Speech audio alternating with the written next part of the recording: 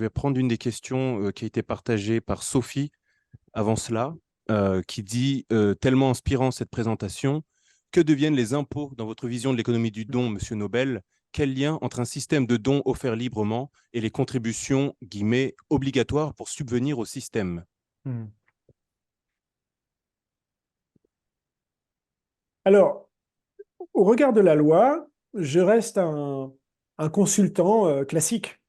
Ça veut dire que lorsque une personne ou une entreprise me dit, Jean-François, on a envie de t'offrir tant d'argent, moi je fais une facture derrière. Aux yeux de la loi, il y a une prestation de conseil ou une vente d'une conférence ou de choses comme ça. Donc aux yeux de la loi ne reconnaît pas le don, en tout cas tel que je le vis et je le pratique.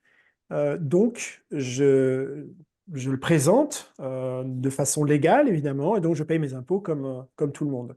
J'aimerais bien qu'un jour, la loi puisse reconnaître que des gens se font circuler des richesses sous forme de dons et pas simplement les donations partage. Enfin, il y a évidemment du don reconnu par la loi, évidemment, hein. Je peux aussi faire des dons à des ONG, des dons défiscalisés. Donc il y a toute une partie, attention, encadrée par la loi.